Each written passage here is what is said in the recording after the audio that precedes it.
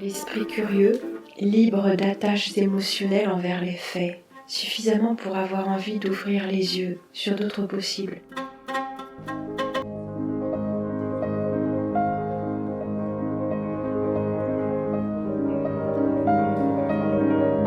L'eau primaire.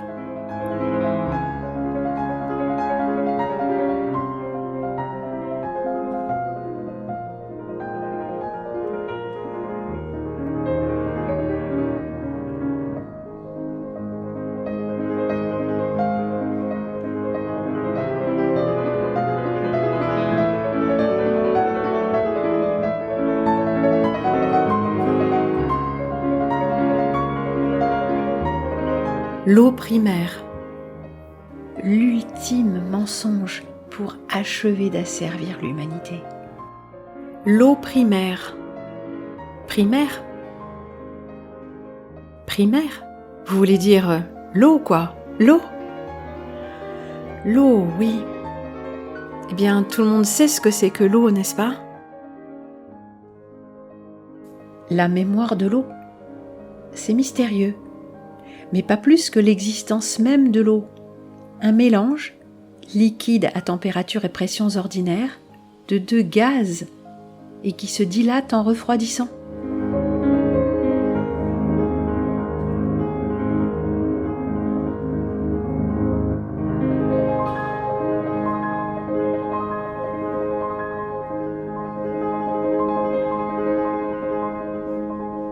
Contrairement aux autres corps qui se dilatent en montant en température et se rétractent en refroidissant, l'eau se dilate en gelant et augmente de volume d'un dixième environ.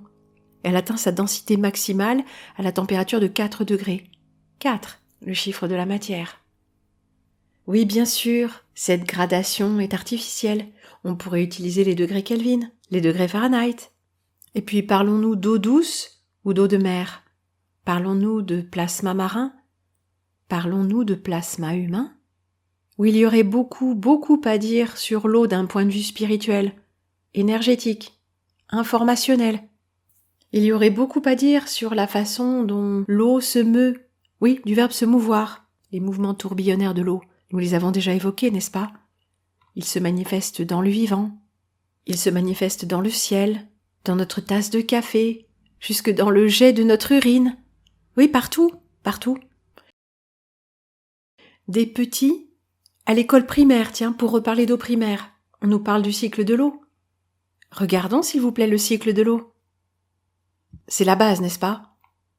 Ceci, c'est une illustration d'un livre, d'un manuel scolaire des années 30 ou 40, je ne sais plus exactement. Voyons. Le vent amène les nuages, qui sont une condensation de l'eau, et les nuages se dissolvent en précipitations de pluie ou de neige ou de grêle, et par un effet de ruissellement ou d'infiltration, cette eau retourne à la mer, qui s'évapore, se condense.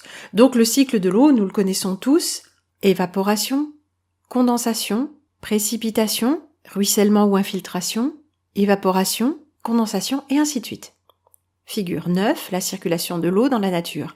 Oui, ça aurait pu être la figure 8, comme ça on avait un cycle infini, mais le 9 c'est pas mal non plus, c'est un chiffre un chiffre d'incarnation, comme nous l'avons vu en numérologie, nous n'allons pas nous y attarder indéfiniment. Diagramme d'un style plus contemporain, évaporation, condensation, précipitation, ruissellement, évaporation, évapotranspiration. Nous en avions également parlé. Et c'est le moment, allons-y. Oui, autant nous en débarrasser tout de suite, n'est-ce pas? L'évapotranspiration désigne le processus par lequel l'eau liquide terrestre est renvoyée dans l'atmosphère environnante sous forme gazeuse. Cette eau provient de la sublimation de la neige, de l'évaporation de l'eau libre ou contenue dans le sol et d'autre part, de la transpiration des plantes. Ah oui, mais ça, on ne nous en parlait pas quand on était petits, c'était pas encore à l'ordre du jour. Office national des forêts, le pouvoir des arbres, l'évapotranspiration. Oui, on parle pas du pouvoir spirituel des arbres, non. Dans le cycle de l'eau, l'évapotranspiration, c'est-à-dire l'eau qui remonte dans l'air, naît de deux réactions différentes. le phénomène physique d'évaporation d'une part et la transpiration des plantes de l'autre. Et ce concept est né en 1948 par un géographe climatologue des USA. Voilà, évapotranspiration. Il pleut, l'arbre transpire et la terre évapotranspire. Bon là vous avez vu, on a un soleil jaune. La bonne blague. Mais qu'importe, ça implique le soleil. Donc le climat, non, vous allez voir. La transpiration végétale, ça c'est pas inutile de le rappeler. Les arbres ont besoin pour leur croissance d'eau, de nutriments et de CO2 qu'ils absorbent et stockent grâce au processus de la photosynthèse. Et oui, ce sont les arbres qui absorbent le CO2 et qui en font de l'oxygène et de l'eau. Attendez, la pénurie d'eau, ce serait pas bien avec plus d'arbres? Non, parce que les arbres boivent. Ouais, c'est pas sympa de leur part. Puis un chêne, ça boit beaucoup. C'est comme une vache, ça boit énormément. Alors, 50% du rayonnement est absorbé par l'arbre, 30% est réfléchi par le feuillage, 20% est transmis sous l'arbre. On a un refroidissement de l'air par évaporation, cependant que l'arbre consomme du liquide. Donc il en consomme, mais il en rend. Parce qu'il évapotranspire et parce qu'il photosynthétise. Ah, ça se complique, ça se complique. Juste un petit rappel, pour mémoire. Non, c'est pas moi qui vous le suggère, c'était sur l'un des sites en question. Les changements d'état physique de la matière. Solide, liquide, gaz. Là, on est sur l'eau, d'accord ? Donc, du solide au liquide, c'est la fusion. Du solide au gaz, c'est la sublimation. Et oui. Du liquide au gaz, c'est la vaporisation. Du gaz au liquide, c'est la liquéfaction ou la condensation liquide. Du gaz au solide, c'est la condensation solide. Et du liquide au solide, c'est encore une solidification. Comme ça, c'est clair. Et bien sûr, on ne parle pas non plus du plasma. Ouais, le plasma est un état intermédiaire entre le gaz et le liquide en général. République française, journée technique, les rôles de l'évapotranspiration en milieu urbain. Ah oui, parce qu'on avait parlé de ça en milieu urbain. Oui, à cause des alertes sécheresse, il me semble. Et regardez cette image, s'il vous plaît. L'arbre au milieu de la ville. Bon, vous notez tout de suite qu'il n'y en a qu'un. Hein. Alors en fait d'arbres, on a vu qu'ils sont gourmands en eau alors que des arbres synthétiques absorbent le CO2, fabriquent de l'énergie mais ne boivent pas d'eau. Ouais. Enfin celui-là c'est un vrai, enfin, ça a l'air, enfin il a l'air bien régulier mais bon c'est le style de l'image. Regardez à droite, qu'est-ce que ça vous évoque? Ce soleil là. Ah ben là il est plus jaune et on ne peut pas le regarder en face. C'est un soleil complètement aveuglant, tellement blanc, dans un brouillasse de ville tellement dégueu, qu'en fait, on le voit, mais on le voit pas. C'est bien fait, hein? Mais la dominante, à part ce ciel bleu-gris, là, et ce soleil aveuglant, eh bien, c'est une dominante d'un vert pastel, tout ce qu'il y a de plus sympa, avec un peu d'orangé aussi. Ouais, c'est chaleureux comme couleur. Sympa, la ville, non? Avec ces petites maisons. Bon, derrière, il y a quelques immeubles, mais enfin, ça a l'air très sympathique. Mais ouais, regarde, ils vont sous l'arbre avec les enfants. Et venez par ici, les enfants, tiens. Continuons notre petit passage en revue. Ça, c'est le cycle de l'eau. Un petit peu comme on vient de le voir, n'est-ce pas? Mais il y a une petite nuance, encore une fois, vous allez voir. Nous n'avons pas l'évapotranspiration, mais nous avons un petit engramme au passage. Regardez, évaporation, condensation, précipitation, pluie, neige, eau des glaciers. Ben oui, les gars. Petite frousse au passage, les glaciers sont en train de fondre. Les glaciers fondent et les glaces des pôles aussi. Oui, non, on vous le dit pas, mais c'est pour nous faire peur. Comme ça au passage. Fleuves et rivières, courants, océans. Et tiens, enfin, il est question des nappes souterraines. Regardez ces petits dessins. Les nappes souterraines semblent retourner à la mer, mais plus loin que l'écran. Et puis il y a des trous. Oui, des espèces de puits comme ça. Ah c'est peut-être les puits, comment ça s'appelle? Les trous d'évier qui s'ouvrent un petit peu partout, on ne sait pas pourquoi. Oui, ça on n'en parle pas beaucoup non plus. Non, à se demander si c'est vrai. Enfin, sauf pour ceux qui les ont constatés, bien sûr. Mais on n'en parle pas à la télé, c'est pas la peine. C'est pas la peine, non, c'est pas intéressant. Non, ça ferait peur aux gens. Non, parce que la fonte des glaciers, la pénurie d'eau, la guerre, ça fait pas peur aux gens. Enfin bref, regardez ces puits-là. Et regardez la petite flèche à droite, une petite flèche rouge qui suggère que ça s'infiltre plus profond dans la terre. Alors il y a ces cheminées-là, entre les nappes souterraines et la roche-mère, qui suggèrent que l'eau s'infiltre. C'est pas inintéressant, nous allons le voir. Alors rentrons dans le vif du sujet, voulez-vous ? Ce cycle de l'eau que nous venons de voir, ce n'est que l'un des 2 cycles de l'eau. Le petit cycle de l'eau. Ah bon, il y en a un deuxième? Ouais, il y en a un deuxième. C'est marrant, j'en ai jamais entendu parler, t'es sûr? C'est ce que nous allons voir. Alors de quoi est-il question ? L'eau primaire, l'autre hydrologie. Qu'est-ce que l'eau primaire ? Vous êtes-vous déjà demandé pourquoi on parle tant de la crise de l'eau ? La planète Terre n'est-elle pas la planète de l'eau ? La planète bleue ? Eh bien, il s'avère que la plupart de cette eau n'est pas vraiment exploitable directement pour nous. Ah, encore une fois, nous allons voir que l'histoire de la crise de l'eau est, je dirais, directement liée à l'idée que nous nous faisons de l'endroit que nous habitons. Une planète. Finie. Une boule qui tourne sur elle-même sans éjecter d'eau. Non, ça tient. Une planète essentiellement constituée d'océans. Ah, mais les océans, me direz-vous, c'est de l'eau salée. Enfin, de l'eau salée, ça se dessale. Non, c'est compliqué. Bon, quelles que soient nos affirmations, nos remarques, c'est toujours trop compliqué pour nous, il n'y en a jamais assez. L'idée force de la manipulation mentale par le climat, c'est qu'il n'y en a pas assez. Pas assez de quoi ? Pas assez de chaleur, ou pas assez de fraîcheur, en tout cas pas assez d'eau. En attendant de finir de nous pomper l'air, il nous pompe l'eau, à proprement parler. Non, mais c'est pas parce qu'il a beaucoup plu ce printemps qu'on a de l'eau. Non. Les nappes ne se remplissent pas, tout est sec. Et ça, c'est un phénomène intéressant, de voir à quel point les personnages qui ne sont pas dans leur esprit, qui ne sont incarnés que dans leur matière, mais pas dans leur matière grise, ne regardent pas, ne prennent pas acte des faits qui sont sous leurs yeux. Ils écoutent le discours ambiant et ils le répètent. À croire que nous manquerions d'eau. Et quand les pouvoirs publics leur coupent l'eau au robinet dans les petits villages, ils ne se posent pas la moindre question. Oui, je pense à un petit village des Pyrénées-Orientales. Justement, sous les Pyrénées-Orientales, à la limite des Pyrénées et de l'Aude, il y a un grand lac, une énorme réserve d'eau. Et cette réserve d'eau... Non mais pas trop vite. Donc planète ou pas, l'eau n'est peut-être pas ce que nous croyons. Mais poursuivons, voulez-vous ? Et si ce n'était qu'une partie du tableau, cette pénurie ? Imaginez que la planète bleue soit réellement faite essentiellement d'eau.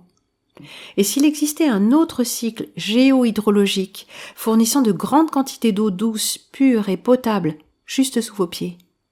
Peut-être allez-vous rejeter cette idée comme folle, et vous ne seriez pas le seul. Il semble impensable qu'après tout ce temps, personne ne se soit manifesté pour présenter des preuves à ce sujet. Mais s'il y avait vraiment de l'eau sous nos pieds, une eau inépuisable, ça se saurait, non ? Non ? Eh bien, nous allons apprendre, dans le passage suivant de cet article, que de nombreuses publications scientifiques font état de l'existence d'eau stockée dans la croûte terrestre. Alors la croûte terrestre, quoi que soit la croûte terrestre, citation, elle a été décrite comme de l'eau volcanique, de l'eau crustale, donc de la croûte, de l'eau juvénile, ou ce que nous appelons l'eau primaire. Et voici quelques références. 2022, Smithsonian Magazine, comment le manteau terrestre envoie de l'eau vers la surface. Petit extrait. Dans les premières centaines de kilomètres sous la croûte terrestre, il y a un autre océan. C'est très probablement le plus grand océan du monde. Et pourtant, le forage officiel le plus profond n'est que de 13 kilomètres. Étude de 2021. Malheureusement, on ne sait pas de qui elle émane. La pluie du manteau vers la surface de la Terre, un modèle pour le cycle interne de l'eau. Une masse océanique d'eau est stockée dans l'ensemble du manteau supérieur, aujourd'hui. 2020, Oxford Reference, Dictionnaire de géologie et des sciences de la Terre. Eau juvénile, eau originelle, formée à la suite de processus magmatiques. L'eau juvénile n'a jamais été dans l'atmosphère. L'eau magmatique peut se former en très grande quantité. 2019. Le contrôle de la trempe des estimations d'eau dans les magmas de marge convergente. La teneur en H2O dissous pré-éruptif à l'aide de la modélisation pétrologique et géochimique ont été utilisées pour soutenir que certains magmas d'arc sont hydriques à 16% en poids d'eau. Étude de 2018. L'apport d'eau dans la zone de subduction des fosses des Mariannes, estimé à partir des données sismiques de fond d'océan. Combinés aux estimations de l'eau crustale en subduction, ces résultats indiquent qu'il existe au moins 4,3 fois plus d'eau subduite que ce qui avait été calculé précédemment. Ah, on nous en parle pas trop de ça, hein? 2017, New Scientist, la planète Terre fabrique sa propre eau à partir de rien dans les profondeurs du manteau terrestre. Nous montrons qu'il est possible que l'eau se forme dans l'environnement naturel de la Terre plutôt que d'une origine extraterrestre. 2015, USGS, un résumé rapide du cycle de l'eau. L'activité volcanique a continué et continue d'introduire de l'eau dans l'atmosphère. 2014, Nature, une minuscule impureté de diamant révèle les richesses en eau de la Terre profonde. Un minéral jamais trouvé sur Terre indique un vaste réservoir dans le manteau terrestre. Étude de 2002. Des océans d'eau dans le noyau de la Terre. Si le noyau contient ne serait-ce qu'1% d'eau, cela représentera 10 fois plus d'eau que celle présente dans les océans. Bon, toujours avec un modèle de Terre-boule, on est d'accord, hein. L'édition 2006 de Earth's Deep Water Cycle, publiée par l'American Geophysical Union, constitue une bonne lecture qui résume les conditions soutenant la présence d'eau primaire. Le cycle hydrologique profond de la Terre. Le cycle hydrologique profond de la Terre. L'idée révolutionnaire est que notre cycle hydrologique, tel qu'il est enseigné à l'école, donc nous avons vu le cycle de l'eau, n'est-ce pas, n'est que l'un des 2 cycles de l'eau existants sur la planète. Le cycle de l'eau dans l'atmosphère est alimenté par l'énergie solaire. Le cycle de l'eau primaire, qui est ignoré, et j'ajouterai bien sûr occulté, correspond au cycle de l'eau profonde. L'eau profonde. Alors il y a des entreprises, à la suite du découvreur du phénomène Stéphane Riss, qui proposent une mise à disposition de l'eau primaire. C'est-à-dire qu'ils réalisent des forages après une étude très spécifique des terrains, d'après les données de ce qui se passe très profondément sous la surface. Le processus pour trouver l'eau primaire. 1. Produire gratuitement une carte préliminaire et une analyse de puits. 2. Réaliser une étude géophysique sur le terrain. 3. Mobiliser l'équipe et le matériel. 4. Collecter les données gamma et les données de résonance acoustique pour la recherche de modèles et de corrélations en profondeur. 5. Traiter les données sur place. 6. Documenter le travail avec des photos et des vidéos. 7. Effectuer une analyse finale, une interprétation de données. 8. Produire le rapport final. 9. Faire le suivi pendant et après le forage. Donc il propose véritablement une solution pour accéder à l'eau primaire. Cette solution, elle est proposée aux particuliers. Oui. Non, c'est pas encore interdit.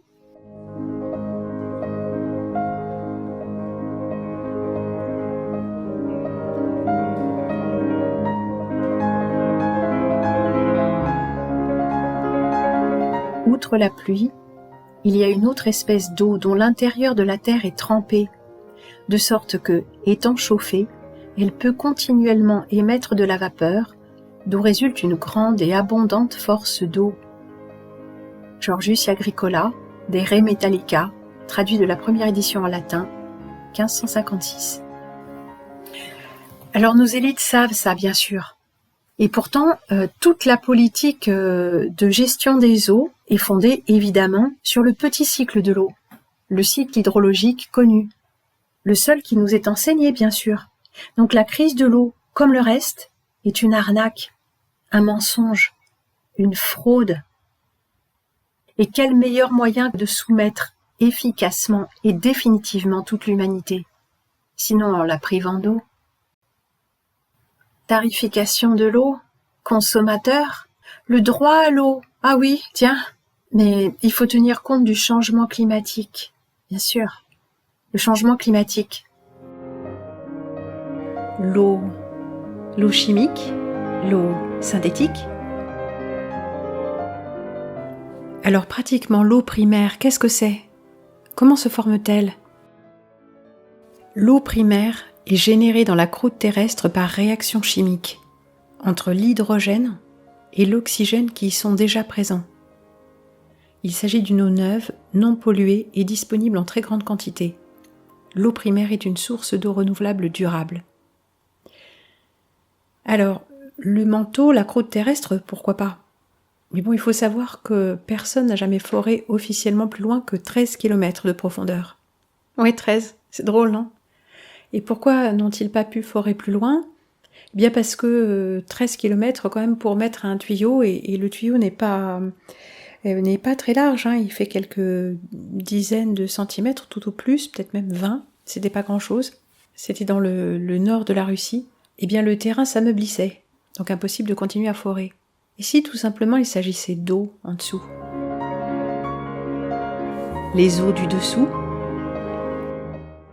la terre telle que décrite dans la Bible, le monde du dessous, Sheol, sens des océans, et cette bulle qui flotte comme une méduse, flotte-t-elle dans l'océan primordial? Dans l'eau? L'océan? Alors comment sait-on qu'il y a de l'eau aussi profondément? Eh bien justement avec ces relevés, avec ces techniques, la cartographie gamma, la résonance acoustique, l'identification des types de roches, le traçage des lignes de fracture, les canaux souterrains. L'eau souterraine circule dans les roches au sein des fissures et des failles. L'étude des linéaments et l'analyse des traces de fractures permettent de prédire où ces conduites d'eau naturelles sont les plus susceptibles de se trouver. Et bien sûr, données géophysiques, les anomalies gravitationnelles, magnétiques et aéroradiométriques. Enfin, gravitationnel, je ne sais pas, mais je vous rappelle que tout ça prend place dans un modèle de Terre-boule, forcément, puisque c'est le modèle dominant. Et toutes ces données renseignent sur la probabilité de trouver des gisements aquifères profonds, moyens et peu profonds. Et avec ces données-là, ils arrivent à trouver les nappes. Alors comment est-ce que ça fonctionne? En image de synthèse bien sûr, nous avons le magma, oui la chaleur volcanique. Et ces conditions spécifiques de pression et de température agglomèrent, si j'ose dire, l'hydrogène et l'oxygène et créent de l'eau. Oui, c'est pour ça qu'on dit qu'elle est créée ex nihilo. Alors ex nihilo, c'est pas tout à fait vrai. Elle est créée à partir des deux gaz que nous avons vus au début, oxygène, hydrogène. Ça donne H2O, de l'eau. Cette eau est donc vaporisée. Et nous avons de la vapeur sous pression qui s'exfiltre par toutes sortes de failles, de fractures, de cheminées à travers la roche. Ce qui explique très bien pourquoi on a des sources et des sources d'eau pure au sommet des montagnes, ce qui n'a pas tellement de sens finalement. Alors cette eau est amenée par pression, mais elle est amenée de bien plus profond que ce qu'on nous dit. Ce n'est pas de l'eau de ruissellement, c'est de l'eau qui a été créée chimiquement. Il faut savoir aussi que, d'après tous ces chercheurs, il est impossible pour l'eau de s'infiltrer dans la roche.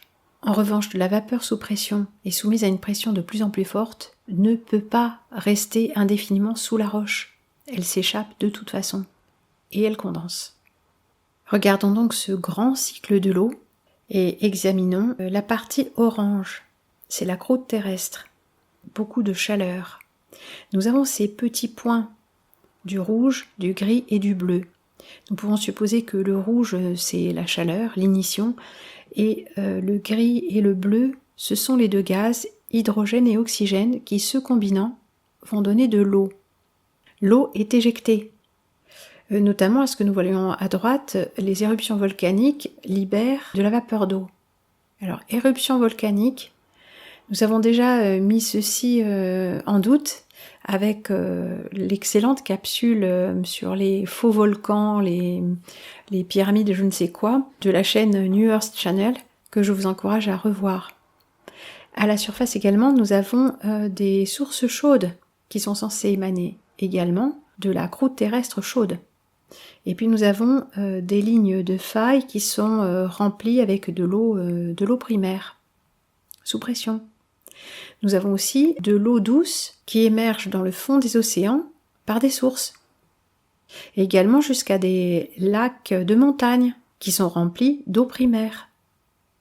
Donc, ce cycle profond fait remonter l'eau de sous les océans et de sous les montagnes jusqu'à la surface, y compris très haut. Sur la gauche de l'image, nous avons le croquis d'une source naturelle d'eau primaire. Et juste à côté, nous voyons un puits d'eau primaire à la profondeur de 200 à 800 pieds, c'est-à-dire de 60 à 250 mètres environ, ce qui n'est pas très profond si on réfléchit. Parce que là, on parle quand même du manteau terrestre. Alors cette eau, regardez, elle n'est pas pompée dans le manteau terrestre, mais sur des canaux, des cheminées de remontée d'eau. Et si nous reprenons notre petit cycle de l'eau, juste à côté, nous avons ce terrain perméable en gris qui reçoit l'eau de pluie et cette eau de pluie est souillée. Voici un réservoir d'eau de pluie, un réservoir, une nappe souterraine. Et cette nappe phréatique est polluée. Au milieu de l'image, entre deux crêtes montagneuses, nous avons une nappe phréatique de ruissellement qui produit elle aussi un bassin. Oui, par pression, par remontée, par résurgence. Mais cette eau n'est pas de l'eau primaire. À côté, nous avons ce fameux lac que nous venons de voir, qui est alimenté par une remontée d'eau primaire et un ruissellement d'eau du petit cycle de l'eau. Donc les deux cycles peuvent se combiner à certains endroits. L'océan, comme nous le voyons, fait partie des deux cycles. Le petit cycle, évaporation, etc. et alimentation par l'eau chimique. Le cycle hydrologique de l'eau primaire est gouverné par l'énergie de la Terre. L'eau primaire est créée en profondeur, à l'intérieur de la Terre, à partir de la synthèse de l'hydrogène et de l'oxygène. Sous l'incroyable pression de la chaleur interne de la Terre, H2O, sous la forme de vapeur, est propulsée vers le haut à travers les fissures rocheuses, les zones les plus faibles de la croûte terrestre. Et elle se liquéfie tout en refroidissant. L'eau primaire est poussée vers le haut, alors que l'eau atmosphérique est sujette aux effets de gravité et de courant qui l'entraînent vers le bas. Le cycle de l'eau primaire, c'est aussi le cycle primaire de l'eau. Et le cycle de l'eau que nous connaissons, c'est le cycle secondaire de l'eau, ou le cycle de l'eau secondaire. Et ce cycle-là est gouverné par l'énergie solaire. Évaporation, condensation. Intéressant, n'est-ce pas ? Encore une forme d'adoration solaire que ce petit cycle de l'eau obligatoire. Et cette terre-mère que l'on commence à adorer et qui peu à peu prend la place des anciens cultes. On ne nous dit pas tout à son sujet, mais pour changer. Nous conclurons donc avec ceci, les faits inconnus, qui pourraient bien nous sauver la mise, ou pas bien sûr, puisqu'il n'est pas prévu que cette eau nous appartienne. Il n'a jamais été prévu que cette eau nous appartienne. Savez-vous que la Terre ne manquera jamais d'eau douce ? Et cela à cause du fait que, étant composée de plus de 70% d'eau, cette eau est constamment régénérée à l'intérieur de la croûte terrestre. C'est une ressource renouvelable, connue sous le nom de cycle de l'eau primaire. Il n'y a pas de pénurie d'eau. L'eau est renouvelable. Alors malheureusement, nous tombons de Charybde dans Scylla, nous passons de la pénurie d'eau à la théorie de l'eau volcanique. Mais que sont les volcans ? Mais qu'est réellement la Terre ? Alors sur cette petite coupe, nous voyons sous les océans une couche d'eau, et puis une couche indéterminée, puis du magma, et puis du feu. C'est-à-dire que nous avons le feu et l'eau réunis dans une boule comme ça. Est-ce que c'est pas encore un symbole qui nous est montré, plutôt qu'une réalité cosmologique ? Mais pour conclure, il nous faudra tout de même dire que quand on fait des recherches sur l'eau primaire, sur les sites qui en parlent, toutes les vidéos qui étaient sur YouTube en consultation ont été retirées. Les comptes ont été clôturés. Donc débrouillez-vous naturellement. Il se pourrait que ce soit l'une des choses les plus discrètement censurées. Mais pourquoi ? Nous avions parlé de ceci, souvenez-vous, la grande rivière artificielle de Mouammar Kadhafi, pour apporter l'eau jusqu'à la côte. Et cette eau souterraine est précisément un gisement d'eau primaire. Il a été financé par l'UNESCO, mais l'OTAN l'a bombardé. Oui, ce sont des choses qui arrivent. Nous avons le mythe du pic pétrolier, et maintenant le pic de l'eau aussi. Mais je vous avais parlé des Pyrénées-Orientales. Revenons-y. Henri Salvert, feu Henri Salvert, né en Tunisie et mort à Millas dans les Pyrénées-Orientales, était professeur agrégé et docteur d'État en hydrogéologie et lauréat d'un prix de la Société hydrotechnique. Spéléologue, membre fondateur de la Fédération française de spéléo, un explorateur. Et qu'a-t-il découvert ce bon Henri Salvert ? Eh bien de l'eau.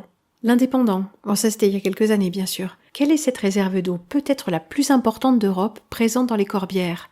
Les explications de l'hydrogéologue Henri Salvert. Une mer d'eau douce sous les Corbières. 2012. Entre l'Aude et les Pyrénées-Orientales, les collines calcaires du massif des Corbières sont un immense gruyère parsemé de grottes, de gouffres, d'abîmes et de failles. L'eau de pluie des rivières s'y infiltre et s'accumule avant de s'écouler vers les étangs du littoral et la Méditerranée. Le cycle se répète à l'infini. Alors là, on est sur le petit cycle, n'est-ce pas? Les réserves souterraines des corbières se reconstituent instantanément, contrairement à l'eau puisée dans les plaines de l'Aude et des Pyrénées-Orientales, qui a 5 ou 10 000 ans et qui ne se renouvelle pas. En 1907, Canton Forêt, elle jaillissait à 15 mètres de haut. Aujourd'hui, il faut creuser jusqu'à 25 mètres et ça va continuer. On épuise donc cette ressource parce qu'elle est fossile. Alors il y a de l'eau fossile et de l'eau renouvelable, inépuisable. Devons-nous comprendre que, à côté du pétrole fossile, il existe un pétrole renouvelable, indéfiniment, et dont la production ne prend que quelques heures, comme ces chercheurs qui ont réalisé, souvenez-vous, des fossiles animaux, mais aussi du pétrole en laboratoire, en l'espace de 24 heures. Écoutez-moi ça, avant Henri Salvert, le commandant Cousteau, tiens donc, Haroun Tazieff et Alain Bombard, oui, des gens dont on connaît le nom, qui ont accédé à une forme de célébrité tout de même, ils s'y sont intéressés à ce gouffre et ils y ont plongé. À cette occasion, Cousteau avait même réalisé le premier film sous-marin en couleur. Alors pas un mot sur le fait que possiblement, cette mer d'eau douce, qui est inépuisable, serait alimentée par autre chose que des eaux de ruissellement. Les précipitations et les importantes pertes de l'Agly et de son affluent, le Verdouble. Ah bon? Quand on sait que l'Agly est régulée par un barrage et qu'au-delà de la Tour de France, la rivière ne coule pas, on peut se demander d'où vient cette réserve inépuisable. Eh bien, je crois que nous le savons maintenant. Mais pas un mot, n'est-ce pas? Cousteau et Bombard, c'est la mer. Haroun Tazieff, c'était les volcans. Et si des volcans à la mer jusqu'à la conquête spatiale, si tout ça était du vent. Alors bien sûr, si on parle de planètes, de terre boule, de planètes bleues, pleines d'eau, avec un cœur de magma, du feu liquide. Est-ce qu'on n'est pas dans la publicité pour les Ferrero, là? Un chocolat croustillant avec un cœur fondant, non? C'est pas encore une opération de com', tout ça?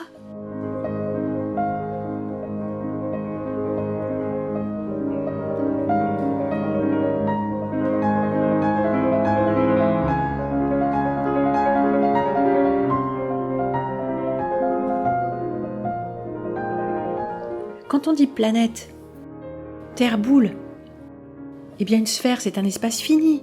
C'est ça qu'il faut ancrer dans notre tête. Fini, déterminé. Fini, ça veut dire aussi limité. Il n'y en a pas assez. Fini, limité, pénurie.